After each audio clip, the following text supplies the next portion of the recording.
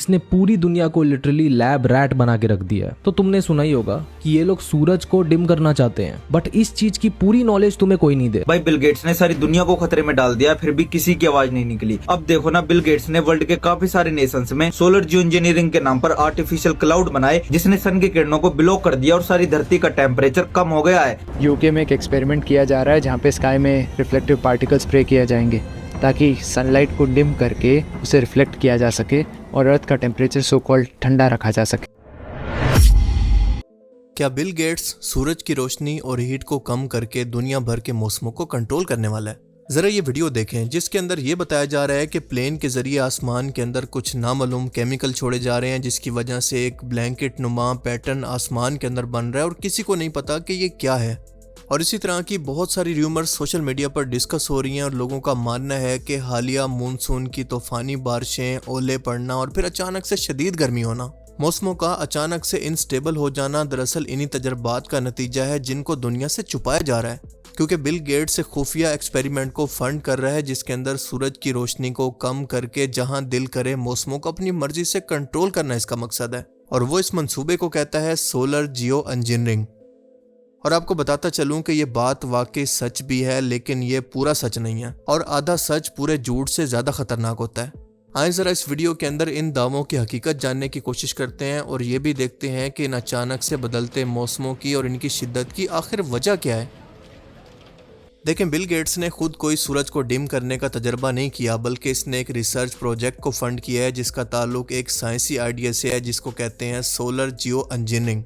और इसका मतलब होता है सूरज की कुछ रोशनी को वापस खला के अंदर रिफ्लेक्ट कर दिया जाए ताकि ज़मीन का टेम्परेचर कम हो सके, यानी ग्लोबल वार्मिंग कम से कम हो जाए। और जिस प्रोसेस के जरिए ये किया जाता है उसको कहते हैं स्ट्रेटोस्फेरिक एरोसल इंजेक्शन। इस प्रोसेस में होता यह है कि ज़मीन के ऊपर के स्ट्रेटोस्फेयर के अंदर छोटे ज़रात मसलन के सल्फर पार्टिकल्स को छोड़ा जाता है और ये ज़रात सूरज की रोशनी को थोड़ा सा रिफ्लेक्ट करते हैं या फिर वापस खला के अंदर भेज देते हैं। ये बिल्कुल वैसा कॉन्सेप्ट है जैसा कि वोल्केनो एरप्शन या फिर आतिशफिशां पहाड़ के फटने के बाद होता है। और जब ऐसा होता है तो सिर्फ लावा नहीं निकलता बल्कि एक बड़ी क्वांटिटी के अंदर गैस निकलती है जिसको कहते हैं सल्फर डाइऑक्साइड या फिर SO2। और बहुत सारे बारीक पार्टिकल्स को बहुत ज़्यादा प्रेशर से ये वोल्केनो ऊपर आसमान के अंदर भेज देता है, जिस तय को कहते हैं स्ट्रेटोस्फेयर, यानी आसमान की वो तय जो हमारी ज़मीन से तकरीबन 10 से 50 किलोमीटर ऊपर मौजूद है। और जब तक इन पार्टिकल्स को वापस ज़मीन पर लाने के लिए कोई बारिश नहीं होती तो ये महीनों या फिर सालों इसी तरह से मौजूद रहकर सूरज की रोशनी को रिफ्लेक्ट करके वापस भेजते रहते हैं या फिर इसको फैला देते हैं। यानी ज़मीन तक पहुंचने वाली रोशनी काफ़ी हद तक कम हो जाती है, जिसका रिजल्ट ये होता है कि ज़मीन कम हीट एब्जॉर्व करती है और टेम्परेचर काफ़ी कम होता जाता है। पर यहाँ पर असल समझने की बात यह है कि ये इफेक्ट सिर्फ मखसूस इलाके के अंदर नहीं होता जहाँ पर यह वोल्केनो एरप्शन हुआ है, बल्कि पूरी दुनिया के अंदर ये ग्लोबली कूलिंग को परफॉर्म करती है।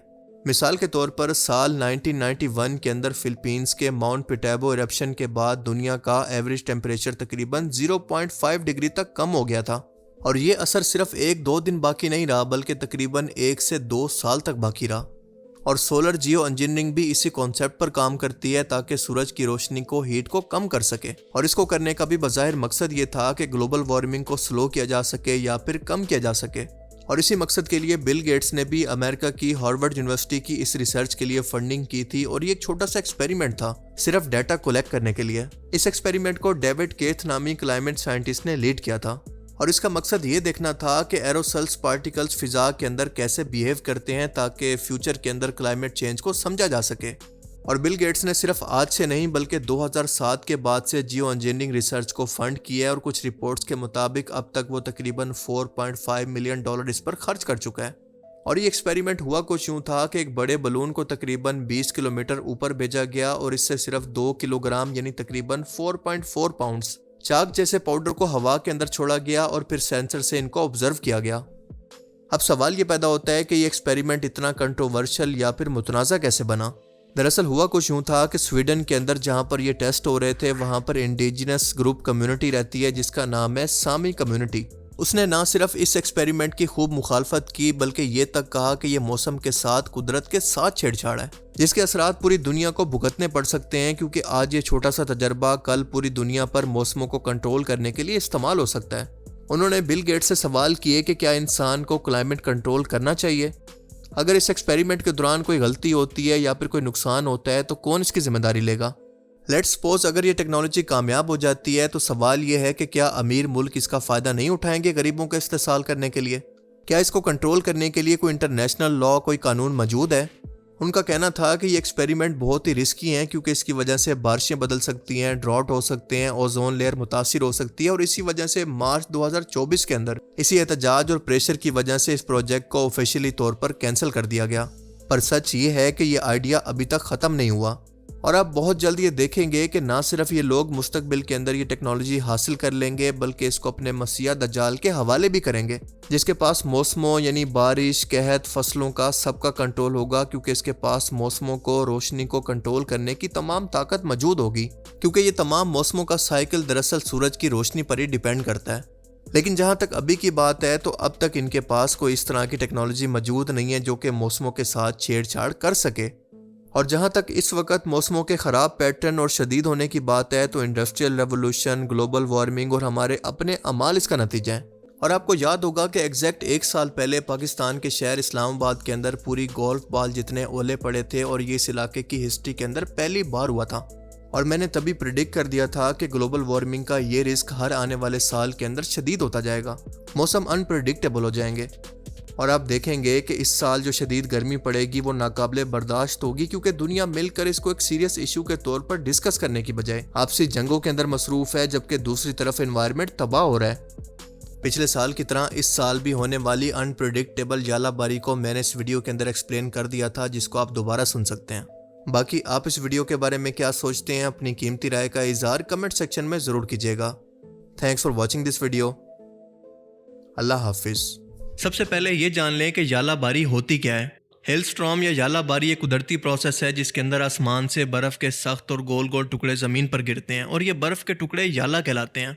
ये आम बर्फ़बारी से मुख्तलिफ होते हैं क्योंकि बर्फ़बारी के अंदर एक बर्फ़ के फ्लैक्स या टुकड़े गिरते हैं जो कि ठोस शक्ल के नहीं होते, बहुत ही नरम होते हैं, जबकि यालाबारी के अंदर ठोस बर्फ़ के गोले गिरते हैं।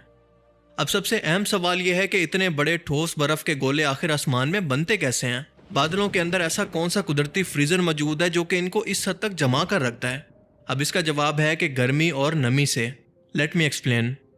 आप सब ये तो जानते हैं कि जब ज़मीन की सतह बहुत ज़्यादा गर्म होती है यानी बहुत ज़्यादा गर्मी पड़ती है तो नमी भरी हवा ऊपर को उठती है और इस्लामाबाद के अंदर पहली बारिश यालाबारी के पीछे भी ग्लोबल वार्मिंग या फिर शदीद गर्मी जिम्मेदार है क्योंकि कंक्रीट के घर, एसी की गर्म हवाएं और दरख्तों का कटाव, इसके अलावा फैक्ट्रियों का धुआं मिलकर इसके टेम्परेचर को हर साल बढ़ाता जा रहा है।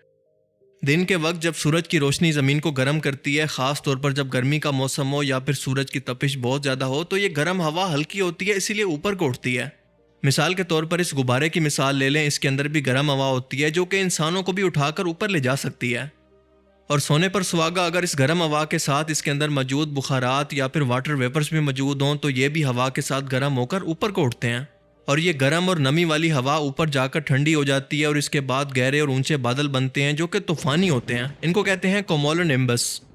इन बादलों के अंदर का टेम्परेचर 0 डिग्री से नीचे होता है जिसकी वजह से पानी के कतरे बर्फ़ के अंदर तब्दील होने लगते हैं, बिल्कुल एक फ्रीज़र की तरह। बादल या फिर इस फ्रीज़र के अंदर जब तेज़ हवाएं बर्फ़ के इन छोटे छोटे ज़रों को बार बार ऊपर नीचे फेंकती हैं तो जब वो ऊपर जाते हैं तो अपने ऊपर एक नई बर्फ़ की तह जमा लेते हैं जिससे इनका साइज़ बढ़ जाता है। और जब ये बर्फ़ के गोले इतने भारी हो जाते हैं कि हवाएं इनको मज़ीद ऊपर नहीं ले जा सकती तो वो ज़मीन पर गिरने लगते हैं और इसी को कहते हैं यालाबारी।